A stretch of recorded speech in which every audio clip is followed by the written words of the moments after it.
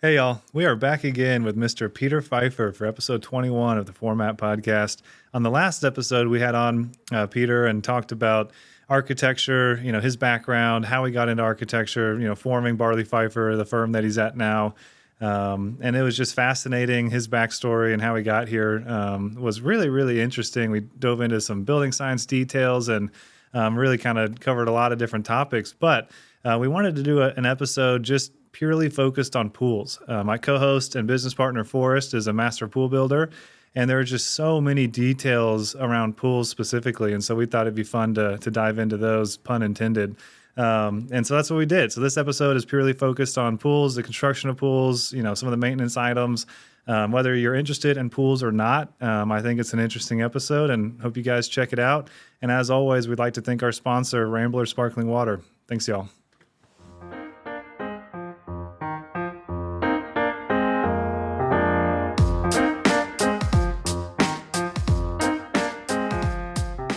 Well, thank you, Peter, for joining us again today. You were our last episode on the podcast, and we just couldn't resist having you back.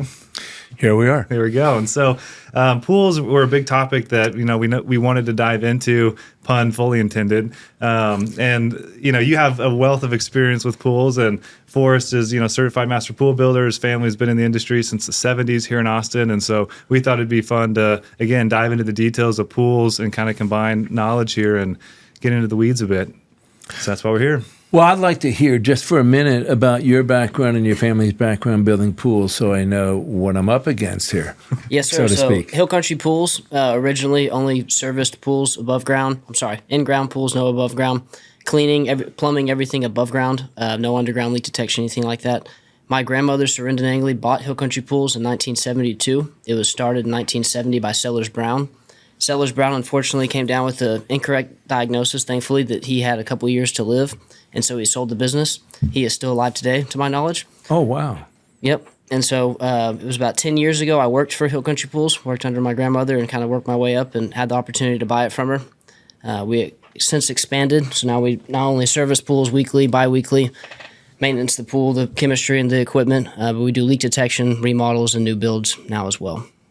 Do leak detection. That's great. Yeah, so leak detection was a big learning curve for several years. That's really how we got into remodels, is finding and fixing leaks and figuring out how each pool is built different and where builders messed up and where, the pain points were so we could avoid those when we start building pools.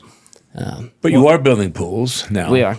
Yes, sir. And, went to the Genesis Pool Building School in Florida, got certified through them, do continuing education with them, and they really teach you how to do it right. They mainly focus on above living space pools, and so a lot of the practices about waterproofing a shell above living space, obviously, don't want, if you have a rooftop pool, you don't want to have issues underneath it. We implement those into our in-ground pools, and so it might be overkill, but we're able to leave a warranty and walk away and sleep well at night.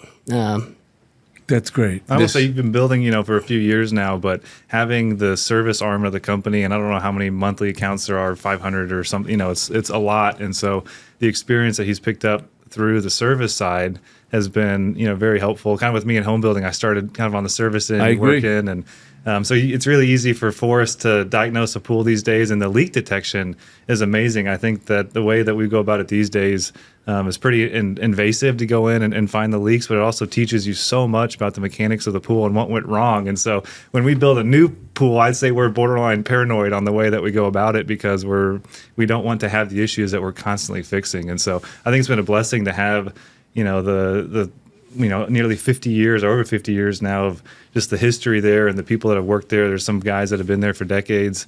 There's just a wealth of knowledge, and it's really come into our new pool construction that we've done only for a few years now, but I feel like we're kind of ahead of the curve with the history that you have with Hill Country Pools. Actually, the common thread between all three of us is the same. We all came into our specialty by doing maintenance. Yep. Yeah. That's, I think, what has defined the DNA of my architectural practice, or our architectural practice, is 40, 50 years of maintaining buildings and houses has taught me to design differently and to certainly specify things out differently and choose the builders who understand that. Just as a little commercial for us, that's why you it will be a very rare house you'll see that we will do without broad overhangs to protect the windows and the doors. And very rarely will you see us doing a flat roofed building, because I've just grown up repairing buildings and homes because of those two distinct design issues that are sadly so popular today.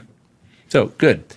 Well, over the years, I have had to be my own pool maintenance guy, because I grew up in that type of family where we did things ourselves. And the first pool I ever had to design and then put in was the one that's at my home now, that I put in 2001.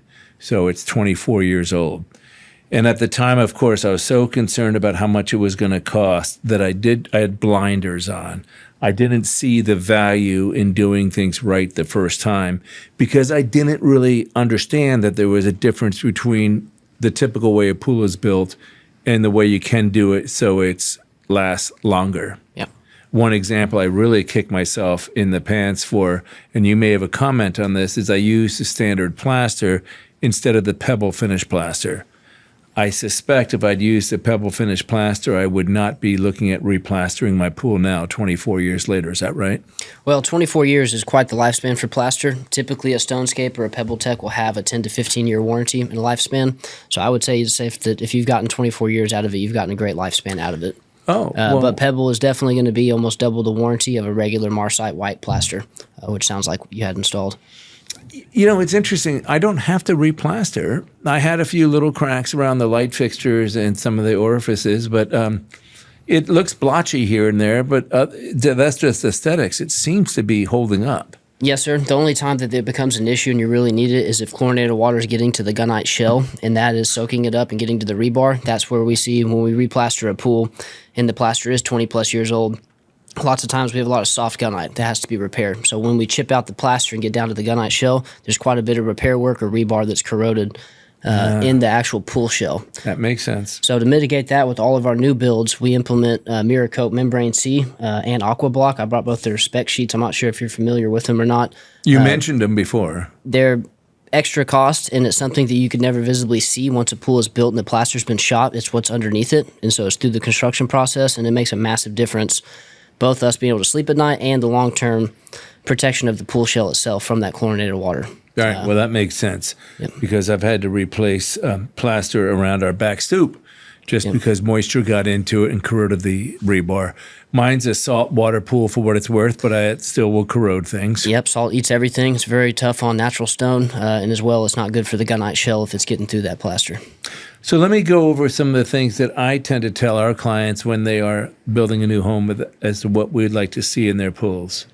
First and foremost, I'll never do a pool with 2-inch plumbing again. It just clogs up too easily. Yep. And what I found is if I'm changing out the skimmer basket and I have the pool pump already on and I pull the basket out, it sucks things down in there. And I didn't think much of it until the springtime and you've got all the leaves and the acorns and the tassels that fell out of the trees. And next thing you know, you've got a clog somewhere. Yep. And then I'm undoing the clog myself, typically using an air snake, and that helps. But it's just an awful lot of work, and I wonder if I'm doing damage to the plumbing in doing that.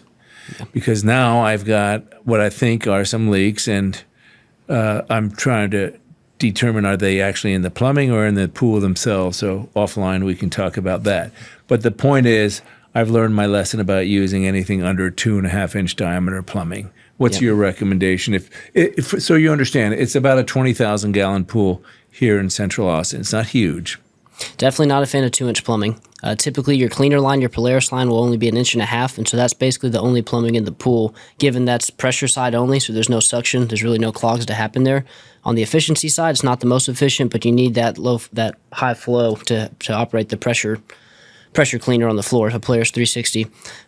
Big fan of 2.5-inch or up on the pipe sizing, and then a huge one to prevent head loss is using sweeps instead of 90s. Yes. And so throughout the pool, when you start calculating head loss and you have 90s everywhere, it's a nightmare. I agree. Compared to the sweeps, you have much better flow, a lot less drag through those pipes. What have we been doing? 3-inch lately on most of the pools? Yeah. Well, what I learned is you guys like to do these nice orthogonal plumbing runs where it goes straight down the backyard, then it turns left, and then it turns right. And I just assume see it just be a sweep.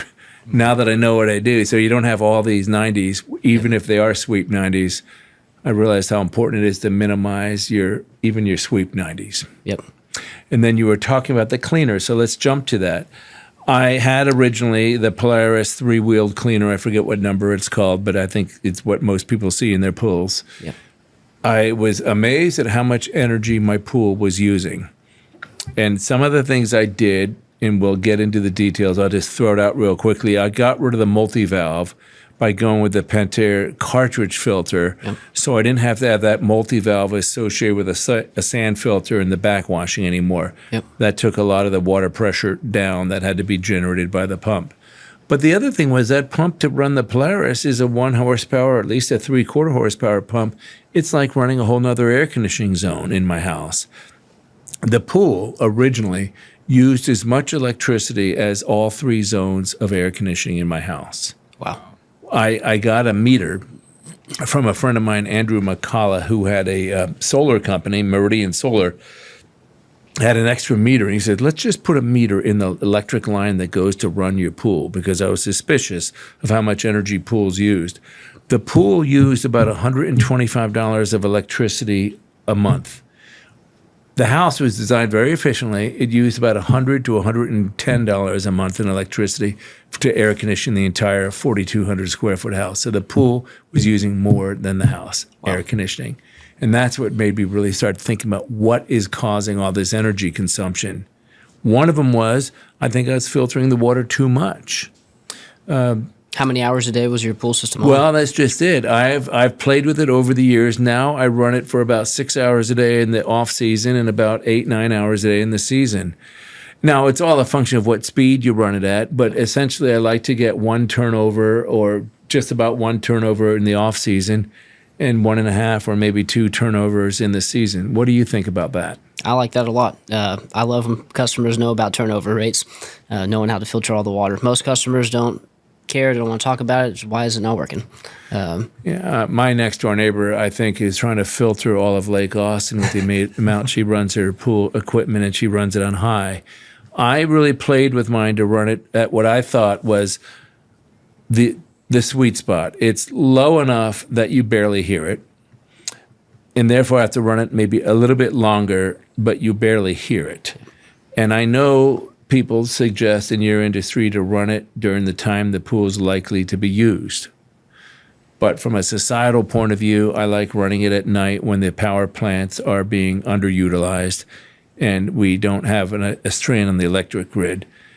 So I do try to think about that. I don't want to run the pool during the time we've got a strain on the electric grid. So why don't you comment on that? How much am I putting anyone at risk by not running the filters, let's say, in the afternoon?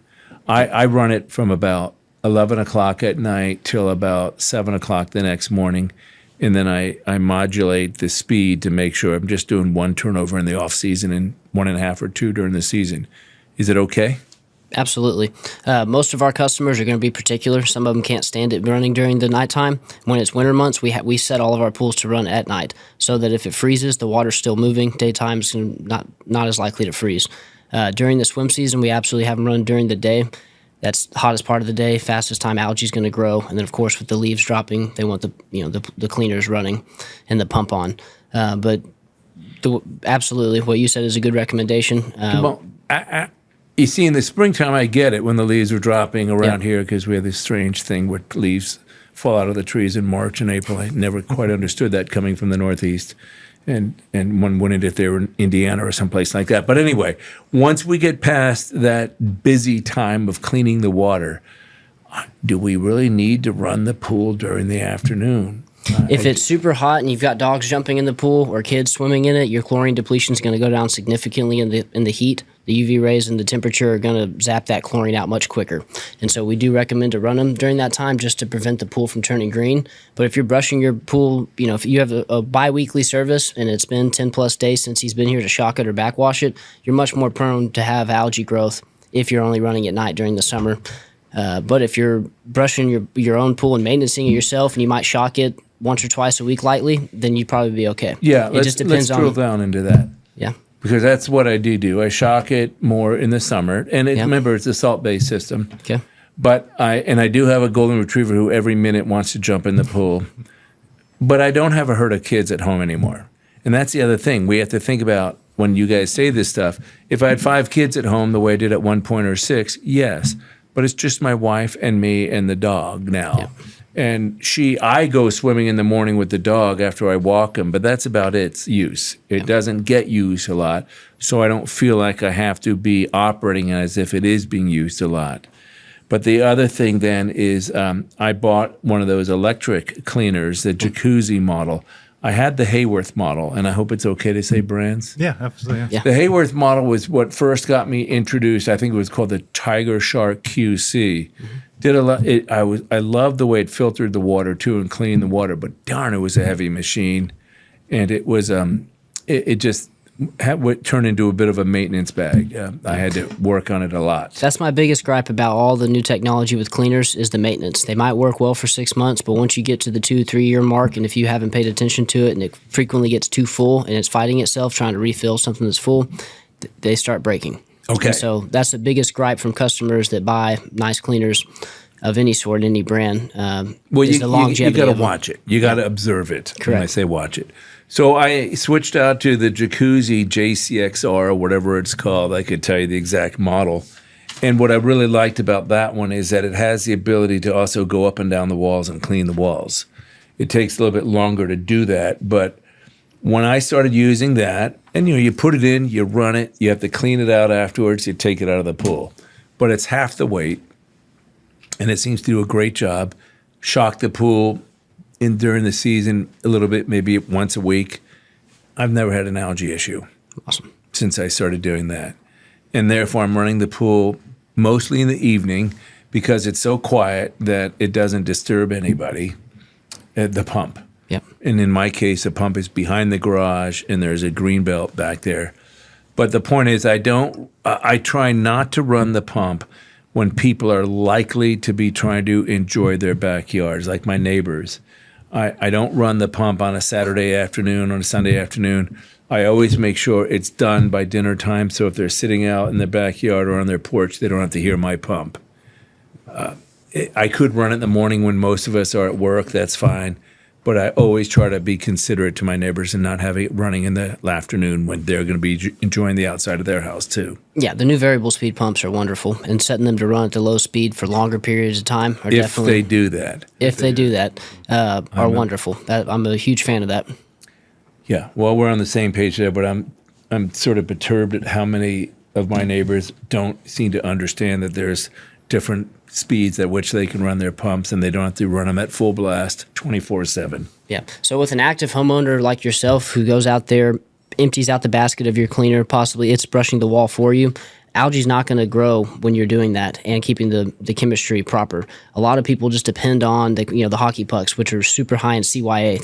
You're not adding chlorine to your pool. CYA acts like a UV protectant for chlorine from UV rays, and when the CYA gets too high, there's really no great way to dilute CYA, and your pool's going to turn green without diluting the water and draining it and starting over with fresh water. So CYA is a disaster, and people think that the chlorine pucks are just chlorine, and that's going to keep their pool from being green. And so they'll stack them up in that tab floater or an automatic cleaner, automatic feeding system in the equipment that's plumbed in, and that shoots them in the foot. And so when that's part of what we test for frequently is CYA. The customers have never heard of it. Leslie's loves to push products that's super high in CYA, and it just jacks up the pools quickly. Okay, thank you, Forrest. You explained something. What does this CYA stand for other than covering your ass? Correct. I can't pronounce it properly. But cyanuric acid, yes, something? Sir. Yep. Okay, because I don't use that. I use the powder stuff or the liquid stuff. The Cal Shock, that's great, the powder stuff, as long as you don't have a dark colored plaster and that settles on it, that can stain it. But with the white bottom pool, you're good to go. I do recommend brushing it as you stick it in so it dilutes and gets dispersed so it doesn't pile up in one spot. Yep. I learned the value of brushing it in. Yep, but a lot of customers will just overshock the hell out of their pool thinking that will fix the green. You can have 5 out of 5 chlorine and still have a pool turn green from not brushing it or not maintaining the equipment, your filter. I've curious. experienced that. On the pump question, we were talking about the variable speed pumps, and we call them splash and dash, where it's just like a guy shows up in a truck and throws a bunch of chemicals in and runs out of there and doesn't do a good job cleaning. But wouldn't they be incentivized to put that pump on full power and run it as much as possible? 100%. So we're different at Hill Country Pools. We bill by the hour and by the chemical used, because some people unfortunately don't ever use their pool. It's just a nice, pretty pool. It's for the view. Maybe once a year their grandkids use it. Their pool takes very low amount of chemicals and it's pretty easy to keep clean. You have other families with 4 kids and 2 dogs. That pool takes an exponential amount more of time to keep it clean, maintenance on the equipment, and chemical usage. So we call them splash and dash, where they give you a set rate per month, but now they're incentivized in the summer to use the least amount of chlorine, and in the winter, it's heyday. They charge the same amount, and they're not putting it, their costs go down. And so they're incentivized to do what's best for them as they clean their pool and rack up as many pools as they can in a single day. They'll do 20 pool cleans in a day. Our guys do 8 to 10. And so we spend more time at the pool. We treat each pool individually depending on how often they use it, how old is the equipment, what is the filtration system, what's the condition of the plaster. There's a lot of variables that go into what and why we charge for a pool clean. That makes tremendous sense to me. Yeah. Thank you. Because I've noticed exactly, my neighbors have what I suppose you would call splash and dash. It's very frequent for people to switch services. It's not frequent. We're very good with customer retention. But when they do leave because of price, we always kind of joke in the office of how long is it going to take for them to call us back, because their pool's a problem pool. They have lots of leaves. They have lots of dogs. They find someone for cheaper, and within 60 or 90 days, the pool's green and it won't turn back clean, and they call us back. So you are slightly more expensive. Absolutely. Okay. But You mean, wait a minute, wait. There is this strange concept. You get what you pay for? How strange. yes, sir. But we believe that both as a consumer and as an employer. I was going to say the industry for pool cleaners is an hourly rate industry, and that is notorious for causing issues. Our guys have full medical coverage. Lots of them are on salary. And so we believe as an employer, you get what you pay for. We have a lot less headaches of guys calling in and not being diligent or honest at the pools they go to. We really have the cream of the crop cleaners and have been able to poach from other companies. They come over, we pay so much more, provide benefits for them, and that costs us a lot more. And so I get it. if we weren't paying That's the way taxes, I run my business. Had almost 20 trucks out that are covered in insurance every day, we have a lot of overhead to cover, but we're honest and we do the right thing. So you do get what you pay for. You brought up something about I think I told you I've got a salt-based system. Salt cell in there? And I've realized, they're not maintenance free, for gosh sakes. You have to constantly be dealing with stuff. And one of the things I learned about to be proactive if I were building my pool again is to seriously consider the investment of an automatic pool cover. Yep. It reduces the evaporation tremendously. My water bill dwarfs my electric bill in my 4,200 square foot house. And we're pretty parsimonious with the way we water our lawn, just once a week, about 12 to 15 minutes a zone. And it's still ridiculous how much money you spend on water. So if I had a cover, that would have been good. And it also would help keep the chemical balance more stable, wouldn't it? Yes. So the UV rays are terrible for chlorine depletion. Yeah. The heat, here in July and August, your chlorine gets zapped very quickly. If you have biweekly service, it's almost a guarantee. If you use your pool frequently, that your pool's going to turn green in a matter of 10 days. Mm-hmm. You have to almost overshock it if you're only coming every other week. And of course, there's that safety thing too if you've got grandkids or stuff running around. Okay, because as we have become more mature with doing our homes, and our homes are higher quality homes, I do try to sell the clients on the idea of doing a pool cover. The only downside I was going to say the only downside. What's the downside? Maintenance, the tracks, they're typically embedded underneath the coping stones. And if they're not maintenance, you have to remove the coping stones to access the tracks and do any type of repair work. With covers, and also I forgot who it was, but there's only like 1 or 2 guys locally that through the manufacturer that service them, and we had issues with the guy showed up to one of our client meetings. You can tell the story, but it was pulled up going 60 miles an hour in a cul-de-sac, flicks a cigarette, very high end client waiting, and we had kind of come in to rescue a disaster pool situation, so homeowners very upset, and then we had the manufacturer send out their installer or repair guy, and unfortunately, he pulled in, blasting music, smoking a cigarette, and almost hit the customer pulling into their cul-de-sac in Westlake, and so we lost the job before he stepped foot on the property. He lost the trust of the customer. But that aside, what happens? Does the track not get clean? It needs to get cleaned regularly? Organic debris will build up in there, and so if they're not maintenance and greased, whatever unit it is, you basically have to replace the tracks or remove them. And to do that, a lot of times they're embedded under a set coping stone. And so then you have a massive pool repair and pool deck repair. Is there a homeowner thing they can do, or a pool maintenance company can do something to minimize that type of repair? Absolutely. Maintenance the tracks, whether it calls for grease or just simply cleaning it out. Like maybe with a pressure washer or something like that? Pressure washer would be fine, or just by hand. It's typically the tassels or an acorn gets stuck back in there, just gets grinded in, and just builds up gunk, and it messes up the tracks. Okay. Like a little screwdriver or something. Keeping just them kinda clean, keep an eye on it. a lot of times they'll retract it and it'll go back into its little housing that's embedded under the pool deck with a bunch of organic debris. And if you do that for 2 or 3 years straight without cleaning it out, it's going to get jammed up and stop working. Okay. All right. That makes sense. What I found also with mine, though, as being to talk about the maintenance of a salt cell pool is, so I replaced the turbo cell just a few months ago. Prior to that, I'd been getting erroneous readings, so it was saying, hey, you need more salt, you need more salt, you need more salt. So I over-salted the water. I mean, I knew I was because you could almost taste it. It tastes like the Great Salt Lake. So then we put this new turbo cell in, and it's got way too much salt in the water because, high salt, and it what shuts down operation when it says high salt. So I drained about half the pool out and put fresh water in, and I don't know if something's wrong, but it's still saying it's high salt. And it rained a lot. I figured, all right, well, let me go through the winter and change out the water. It's nothing rain. It hasn't dropped below 4,500 parts per million. So I'm wondering what is going on. Is it that turbo cell is not working right, or do I really have to drain the entire pool now? It depends on how high the salt reading was before you drained half of it, and I guess what it is currently. It's only come down a teeny little bit. It's maybe 4,700. Okay, the salt cell itself, depending on the age of it, might need to be cleaned. It's brand new. Okay. I can't get it down to where it should be. So we take a bucket of muriatic acid and we'll drop those palladium plates down in there to get cleaned off, and then stick it back in there. I do that. Okay. Well, you're doing everything properly. You might have put a whole bunch of salt in there. I must have then. Okay. So it's because even with these rain, I let the pool go down a little bit in the winter because I knew that rains were coming. And sure enough, so I've got another maybe foot of water in there. That's just the rainwater. I was wondering, is the rainwater making it problematic?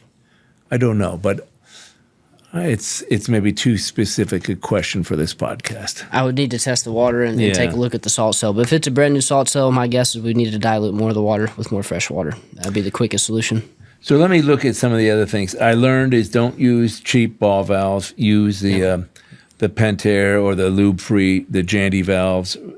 It's worth it. 100%. Spending the money on the good valves. I learned that the hard way, especially in the wintertime. The first time I went to close a valve when it was a little bit cold out, and it just broke in my hand. Oh, yeah. And speaking of wintertime operation, I've noticed my neighbors' pools are set for wintertime operation anytime below, like when it gets to be 45 or below.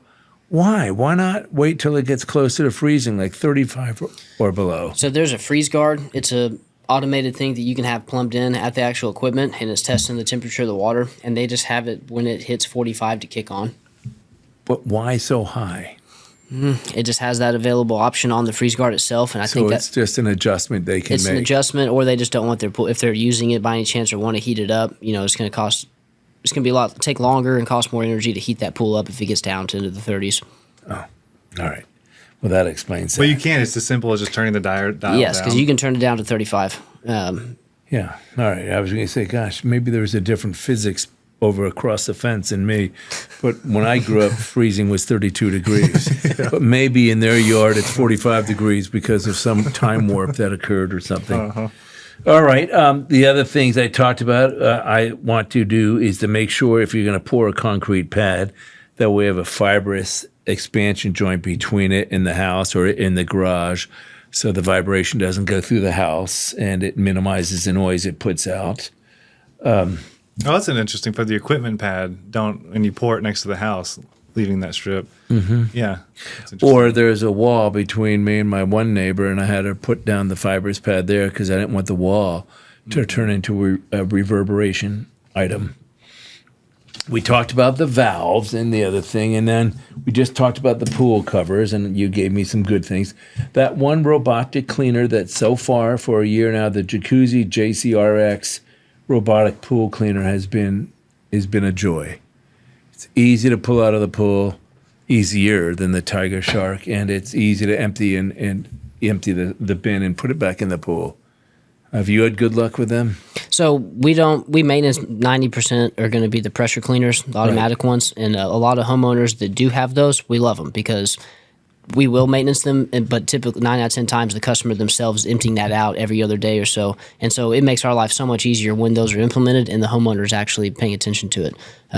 They don't, they hire us to take care of the pool, and so it's kind of hard to say, hey, please make sure you go back there every third day and empty that out so that it operates more efficiently.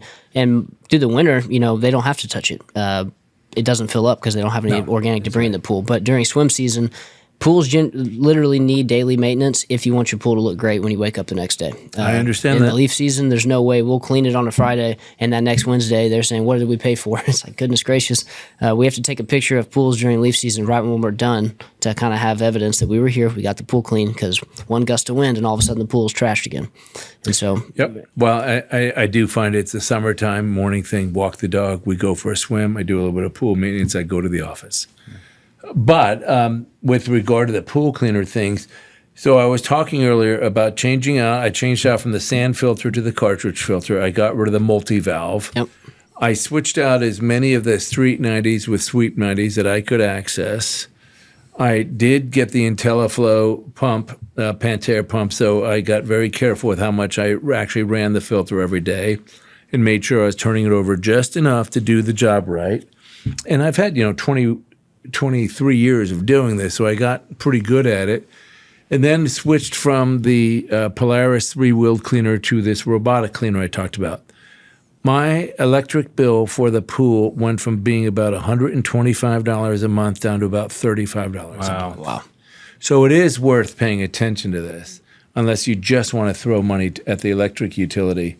And then the thing that concerns me about the pool industry is they don't think about what is necessarily good for the electric utility and therefore society by not running the pool during the peak hours, which the peak hours on the electric grid is from about 3 o'clock to 7 o'clock at night. Yeah. That's when it would be very nice not to be charging your car, very nice not to be running your pool. And I know that runs counter to what you said if there's a lot of people using the pool in the afternoon.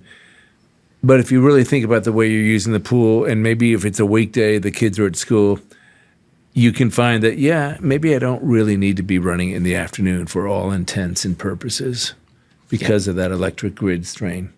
Absolutely.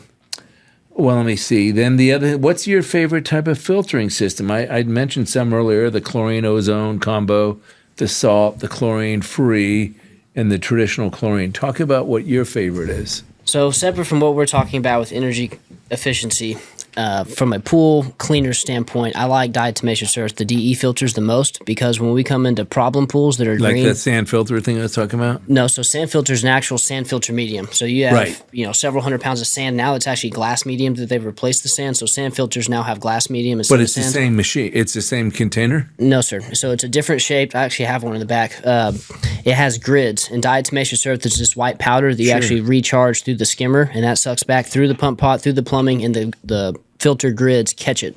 And that's what the filter filters the water through. And all those grids, you backwash it very similar to a sand filter, but you actually do a deep cleaning and do filter maintenance every 6 months where we take the top off the filter and clean those grids out.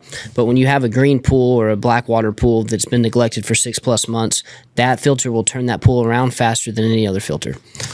And so that's why I like DE filters, is because they're so efficient at getting the pool turned around and cleaning that water. When you're setting it to run 24 hours and you've got a green pool, it's going to do the best. Now, there's extra steps. It's not as simple as a sand filter because you have to recharge it. It's an additional chemical. But for us doing a good job for our homeowner and turning a pool around for a party, we do not like cartridge or sand filters for when there's a problem, especially if it's old. What's your problem with the cartridge? I do know I maintain mine. They do a good job. A simple backwash with the DE is much quicker than breaking the cartridges down and cleaning them out. Oh, sure. And so it's just a time efficiency. Okay, but when you do clean them out regularly, are you still okay with the way they operate? If it has been maintenance, it's a very fast cartridge clean. It's a rinse off both sides. There's no issues. But when you have a pool that hasn't been broken down in 2 years and it's got a lot of organic that's debris, a different animal. well, we 9 out of 10 times we open up and your filter probably look great on the inside. The filters that we're dealing with most of the time are a disaster. But if the you have a previous pool companies, like him that he is maintaining it pretty much daily, does it really matter between a cartridge and a DE at that point? if you're maintaining it like you, I would recommend a cartridge. You have less chemicals. It's actually easier. And there's less steps, no backwashing. You just clean out the cartridge, and then the energy efficiency is off the charts better. Right. With the water flow we're going. on the same page to that. Yeah. I found that I do it actually a few times a year, and it's something that I do with the dog because it likes when I spray the hose on Every it. 3 months is a good number. That's how often we clean our cartridge. It depends on how big the cartridge is. If it's a small cartridge for a hot tub or a spa, that's every trip we clean it. If it's a big quad cart system, Which is what mine is. They're Then we about do it- 3 feet high. then we're doing about every 100 days. Yes, that's about what I do too, and I just hose it off. Correct, and it's real easy. I've pulled cartridges out that had so much organic debris that we had to you couldn't get it out. So much gunk in there, and so that would be the downside. Is if you have a neglected pool. If you have a neglected pool, it's a disaster. No matter what filtration you have, either the sand needs to be replaced. The sand filters are sometimes the worst because if you have 5-6-year-old sand and all they've been doing is shocking and it's constantly eating algae and filtering that out. You're trying to clean something with a horrible medium that's just disgusting on the inside. You've got to get that sand replaced and start back over. I think we should presume some good level of maintenance as we do these specifications because it's like a house too. You can do a very well-built house, but you still have to have people keep an eye on it and observe it well. And that's why you have your maintenance group with your houses. And that's why we usually tell our clients, look, the relationship with your builder is going to last long beyond just the building of the house. If they're a good building company, you're going to have some maintenance program with them, and let's just presume you're going to maintain your house well. Yep. And I do presume our clients are going to be vigilant with the maintenance of their pools. And, that gets to something else for us that we talk about. Most people are not aware of the fact that a pool is work. Yep. I mean, you can hire someone like you, but somebody has got to be prepared to mess with it more or less constantly from the time you build it to the time you move out of that house. Having weekly service or doing it yourself weekly saves you money in the long run. When people ask for, we don't even do once a month anymore or every 3 weeks. So our only options are weekly or biweekly, and it's very difficult. And we try to educate the customer through why we recommend weekly so much. It truly is more expensive to go the cheap. To think your bill is going to be cheaper, but by the end of the year, your maintenance and your filter maintenance bill is going to go up, and so. Weekly maintenance is extremely important with pools. Like everything, like cars. And well, I'll put a plug in for my profession. You do well thought out plans with comprehensive detailing, really think things through, the house will be less expensive to build. Yeah.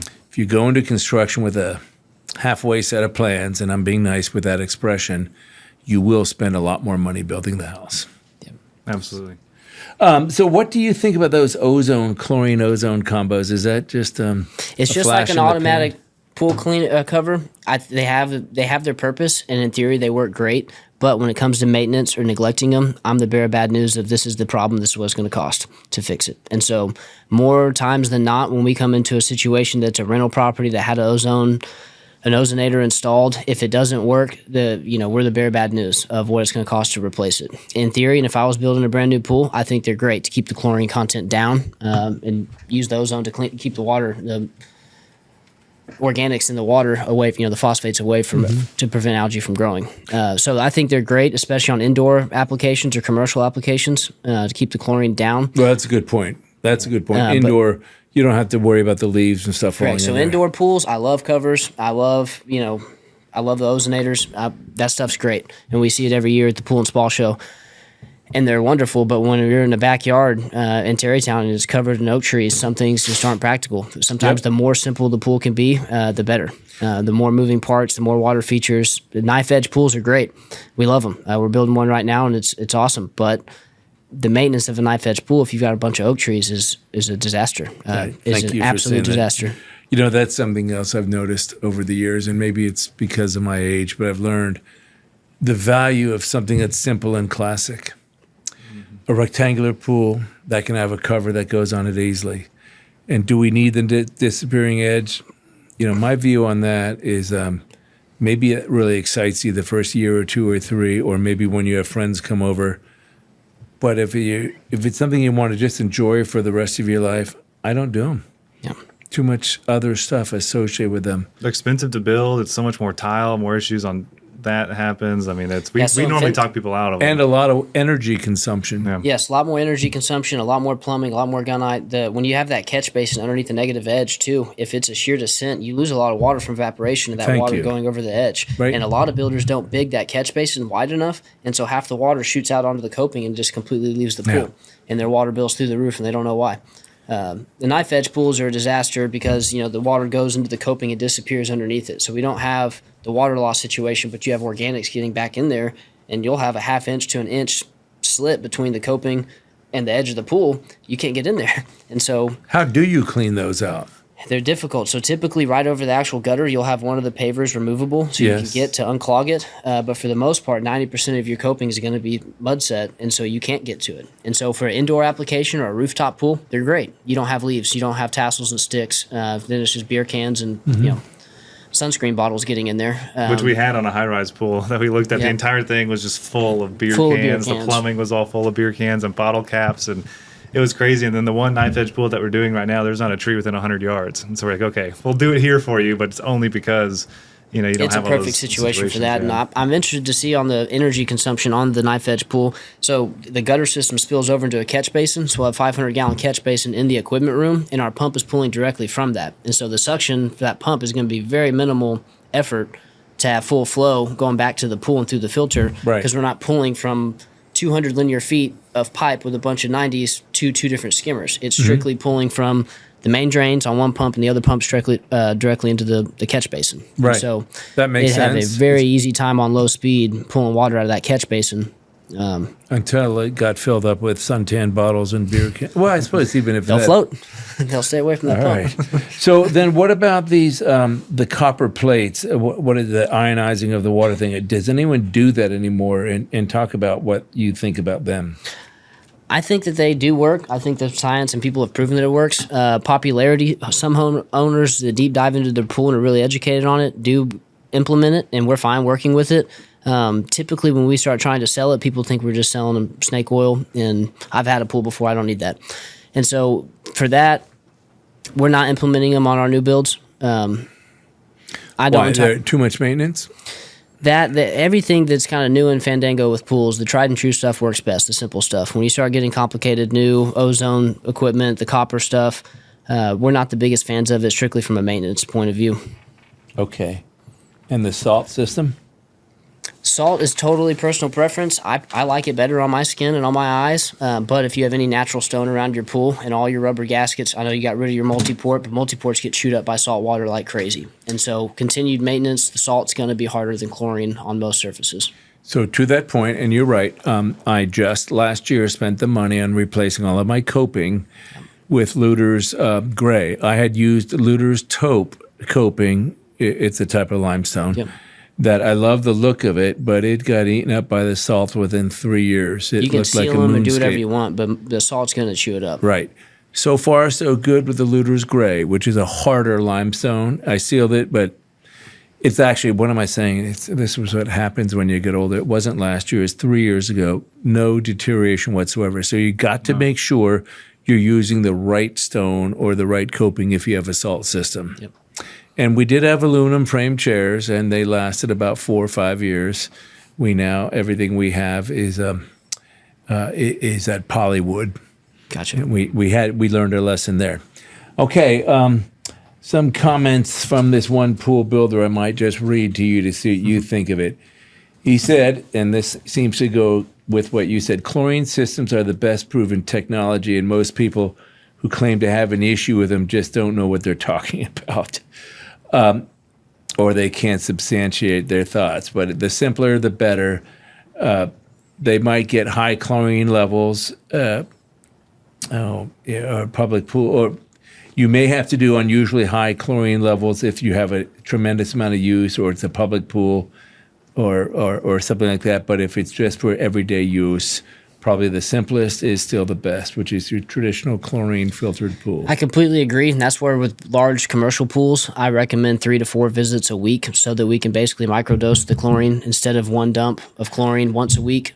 Doing that every couple of days is much better for the skin, the system, everything. Yeah, And I so- do that too. Yeah. And the dog. Correct. Okay. Well, you had mentioned once too that was interesting that if you can smell the chlorine in you the can pool, smell it's it, most likely it's too too high. high.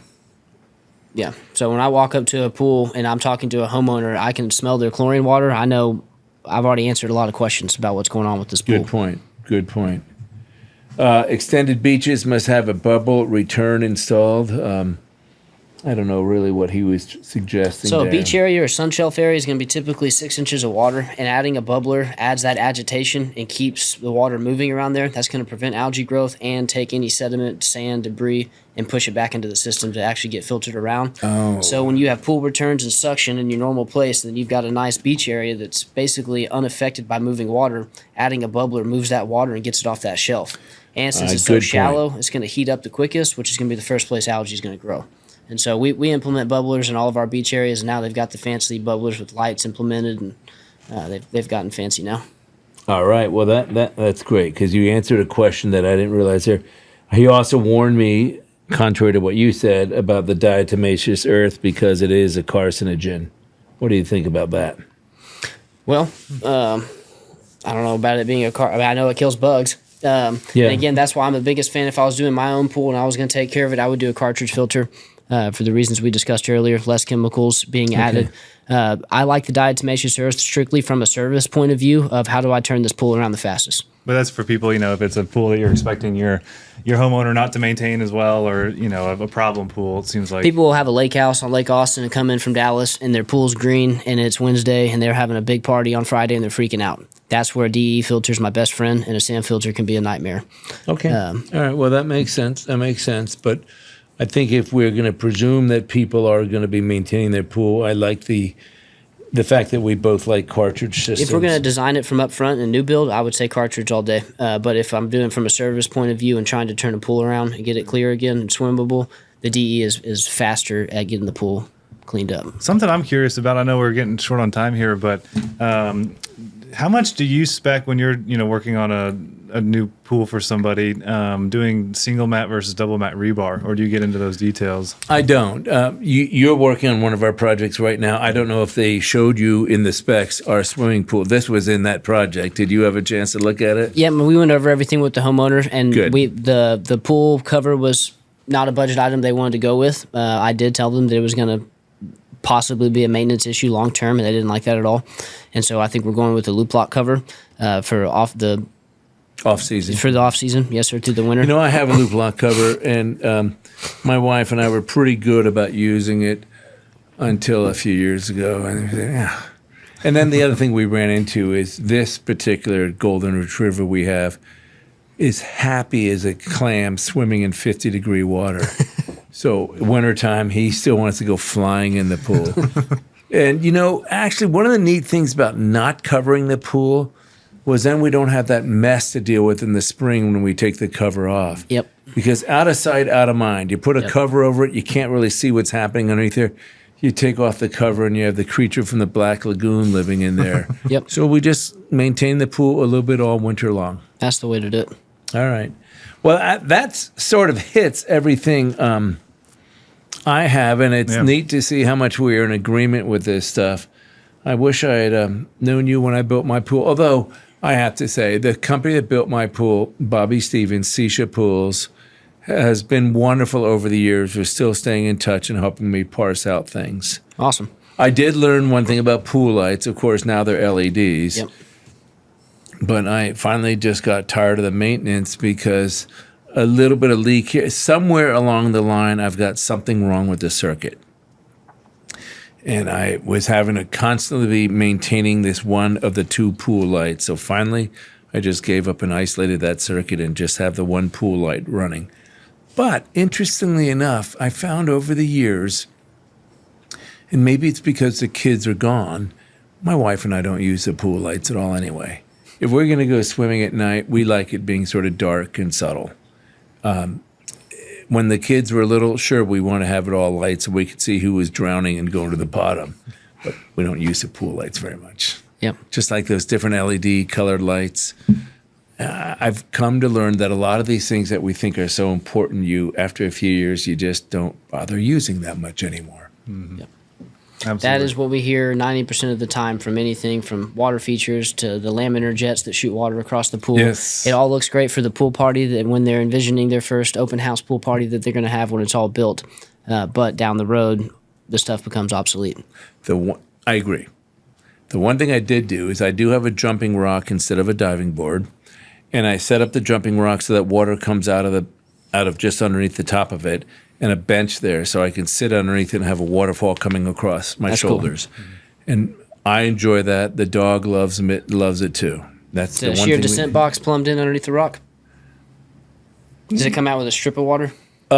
Yes, it comes out as a strip of water, but it's just the way he built the rock. There's no special thing for it. It just pumps out over this big wide rock, and I just get this about a 3 or 4 foot wide. That's cool. Band of water that falls on us. That's cool. That's fun. That's fun. Very neat. Well, Peter, thank you for coming on today. I think we could probably go all day on these topics, but I know we're busy people and got a lot to do. So really appreciate you coming on and diving into the pools with us. Diving in, we did. And we did. We did. I would highly recommend for folks listening, if they haven't listened to the first episode we did with you, we went all over the place and it was great. We learned a lot about you and your business and architecture and went, pretty deep on homes, and I'm glad we had the opportunity to go into pools, and look forward to future episodes with you. In the meantime, how can folks get a hold of you? Well, I'll tell you that, and then I want a little thing I want to add. Absolutely. The best way to getting a hold of us is probably by way of email. I'm Peter at barleypfeiffer.com, but you can go to our website, barleypfeiffer.com, Barley, and then Pfeiffer is like Pflugerville or Michelle Pfeiffer. It's Pfeiffer. So it's Peter at barleypfeiffer.com. But, two of the things, or some things about pools that you might find it interesting that I'm an architect and we're talking so much about pools, because I think our job as the architect goes to that term that I brought up last time, being the inspired generalist, where you've got to know a lot about a lot of things and how they all interact together. Because I don't think most people realize how incredibly consumptive pools are. And if people are into sustainability, and they should be really, and climate responsiveness by design, yes, you want to think about how much energy your pool is using and how much water is being evaporated because of it. Yep. And that's why we got so much into guiding our clients. I didn't get the impression from our previous pool contractors we've used that they ever really talk about that with our clients. Like, hey, this is going to be a very fuel-consuming thing from an electricity perspective, and it's going to be a very water evaporative thing. So here are some things we can do to mitigate that. And I just encourage your industry to get more with that stick, because pools are such a consumptive thing. Yep. I couldn't agree more. Unfortunately, doing leak detection and lots of remodel work, we expose a lot of poor building practices and corners that get cut. The ones that drive me the most nuts out of any of the pools we deal with are the ones that they fill with a well, west of town out in the hill country, and they'll have a pool leak, and they're like, yeah, whatever. They think the well is just infinite water, and they don't care about the leak and just keep filling it with well water. I'm like, no, these people just don't understand. Those are the ones that drive me nuts, and whenever we do get to fix those, they make me the happiest. Well, there's one other neat thing we've been doing with pools. I started it with my home 24 years ago.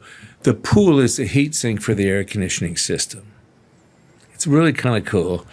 It's a bit of something you have to be prepared to maintain, but we've heard of geothermal heat pumps, where they just are putting the heat down in the ground in the summer and dispersing the heat in the ground and making it more easy for an air conditioner to operate. The problem with them is that unless they go into a body of water, over time, every geothermal heat pump system starts overheating, and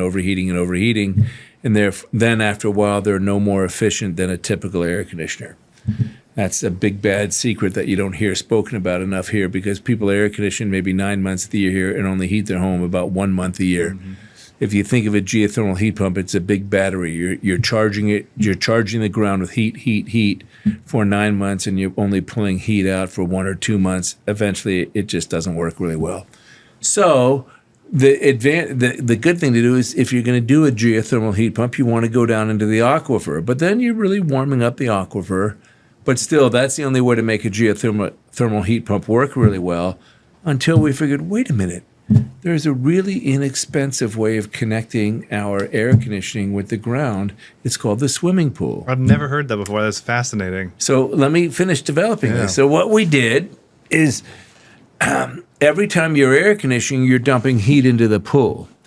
So we started air conditioning a little bit a few weeks ago, and the pool temperature came up a little bit more, and the dog and I liked it. But the point is, we've extended the swimming season for free. So our swimming season's really from April to about Thanksgiving now, because we have free pool heat from the air conditioner. Then you might ask, what about the peak of the summer? Well, when it does get too warm, we have a cooling tower hooked into the system, not a heat pump, a cooling tower that cools the water by spraying water, the way a typical cooling tower works. So with this cooling tower, heat pump, and air conditioning interface, we can extend the water time or the time to use the pool from, as I just said, from April to like Thanksgiving. But then with the cooling tower, we can cool the water down in the summer, so we can put it right at the temperature we want it. My wife likes 84 degrees. We can dial it right into that. I can have it run, the cooling tower run more to make it cooler. And if something happens to the cooling tower and you're keeping to dump heat into the pool, you can get up to 100, 105 degrees, which I don't like. Just from the AC with the geothermal? Yes. How? Wow. We have a 4,200 square foot house. It's got 3 air conditioning zones. The kids are mostly gone, so the one zone hardly gets used, the bedroom zone. It's just the main zone of the house and the master bedroom zone. That will keep the pool water warm all the way through to about Thanksgiving. Do you have it set up at your house in a way that we could video relatively easily? Yeah. I would love to do we like have this. It's just these heat. What am I trying to call it? It's the little device in the basement of the house that circulates the hot water through it, and that mixes with the Freon. We don't have the Freon mixing in the water itself, but it's just a heat exchanger, and it's only about the size of a big can of ravioli, and it just dumps the compressor's heat into the swimming pool. And the other nifty thing about this is the air conditioning compressors in my house are going on 24 years old. Wow. Because they don't have to work so hard. It's much more efficient to transfer its heat into the water than to the air. So they don't work as hard. My air conditioning system is going on 24 years with almost all original equipment, and I get this free pool heat. That's incredible. awesome. And now we've done some homes where we take the heat out of the pool in the winter and it heats the house, because the pool doesn't really get much colder than about 50 degrees here. That's a very ideal temperature to extract heat out for the house in the winter. Another way to extend your swim season is to have a dark colored plaster, and so that will give you about 2 or 3 months extra swimming because it retains so much more heat with that dark bottom plaster. Right, but the opposite's true too. Yeah, it It'll gets heat hot up as the hell. water in the summer. Oh yeah, it'll get very hot. So we do have those conversations with our clients. So you see, there is another example of why the architect really has to be the inspired generalist and the trusted advisor for someone to make them think about these things that I don't think many of your colleagues in the pool installation and maintenance business talk to their clients about. Absolutely. So barleypfeiffer.com. There we go. Stay in touch. I'm Peter Pfeiffer. I love Thanks. it. Thank you for coming on.